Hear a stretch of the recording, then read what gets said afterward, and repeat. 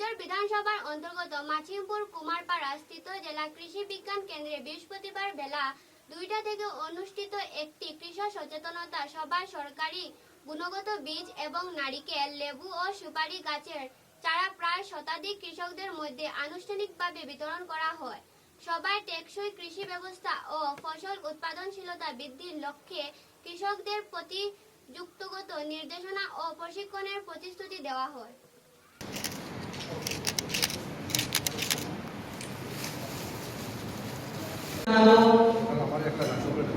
দয়াপুর গ্রাম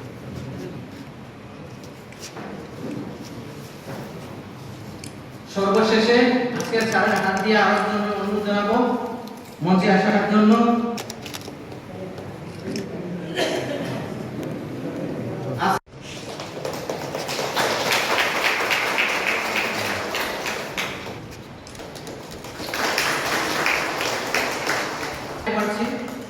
আমাদের কাছাড় জেলার কুমারপাড়া গ্রাম পঞ্চায়েতের সভানেত্রী মহাশয়া, কুমারপাড়া গ্রাম পঞ্চায়েতের আঞ্চলিক পঞ্চায়েত মহাশয় দুজনকে একটা ডাক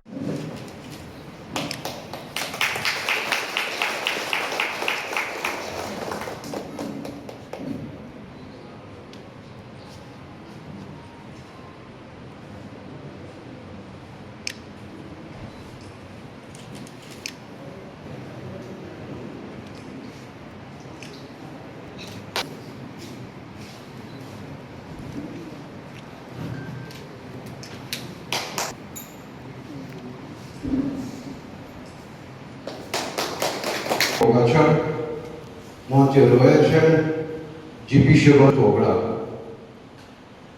এইভাবে প্রোগ্রাম আমরা এই কেভিকেতে আজ থেকে আগেও অনেকবার আমরা করেছি, অনেকবার এইভাবে প্রোগ্রাম হয়েছে। আমাদের কৃষক ভাইদের জন্য, কৃষক ভাইদের কিভাবে উন্নত করা যায়, উন্নয়ন করা যায়, ওনাদের আয় কিভাবে দুগুণা করা যায়, সেটা নিয়ে আমাদের ভারতের যশস্বী প্রধানমন্ত্রী মাননীয় নরেন্দ্র মোদীজি অনেক প্রচেষ্টা চালিয়ে যাচ্ছে। সঙ্গে সঙ্গে আমাদের আসামের মাননীয় মুখ্যমন্ত্রী ডক্টর হিমন্ত বিশ্ব শর্মা মহাশয়, উনিও যেভাবে আমাদের আসামের জন্য সর্বাঙ্গীন উন্নয়নের জন্য, শুধু কৃষক ভাইদের জন্য নয়, সমস্ত সেক্টরে যেভাবে উনি উন্নয়ন করে যাচ্ছে, সেটা আমরা আগে কোনোদিন চিন্তাই করতে পারি। আমাদের চিন্তার বাইরে উনি যেভাবে কাজ করে যাচ্ছে।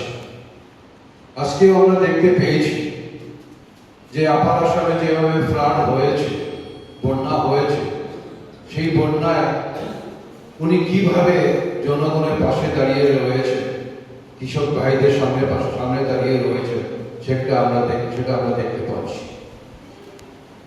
আসামকে কিভাবে বিকশিত করা যায়, কিভাবে উন্নয়ন করা যায়, সেটা নিয়ে উনি চিন্তা ভাবনা করে রাত দিন প্রচেষ্টা চালিয়ে যাচ্ছে। আর আমাদের যশস্বী প্রধানমন্ত্রী মাননীয় নরেন্দ্র মোদীজি যে বিকশিত ভারতের যে স্বপ্ন 2047 যে স্বপ্ন উনি নিয়ে এগিয়ে যাচ্ছে, সেটার উপর লক্ষ্য করে আমাদের আসামের মাননীয় মুখ্যমন্ত্রী ডক্টর হিমন্ত বিশ্ব শর্মা মহাশয় নিরলসভাবে প্রচেষ্টা চালিয়ে যাচ্ছে। স্বাস্থ্য ক্ষেত্রে, শিক্ষার ক্ষেত্রে, তারপরে আমাদের যুবক ভাইদের উন্নয়নের জন্য আজকে যেরকম আমরা অল্প আগে আমরা একটা প্রোগ্রাম থেকে এসেছি, নিযুত ময়না স্টুডেন্টের জন্য, তারপরে আরো অনেক কিছু, সেই সব নিয়ে উনি যেভাবে চিন্তাধারা করে কাজ করে যাচ্ছেন, আসামকে উন্নয়নের দিকে নিয়ে যাচ্ছেন, সেটা আমরা লক্ষ্য করতে পারছি। গত 5 বছরে উনি আসামকে কিভাবে এগিয়ে নিয়ে গেছেন, সেটা আমরা সকলেই লক্ষ্য করেছি। আর এই আগামী 5 বছর আসামকে আরো কোথা থেকে কোথায় নিয়ে যাবেন, সেটা উনি জানেন। আর আমরা ওনার সঙ্গে রয়েছি, আর আমরা আসামকে ভারতবর্ষের 5টি রাজ্যের মধ্যে সেটাই লক্ষ্য করে আমরা কাজ করে যাচ্ছি।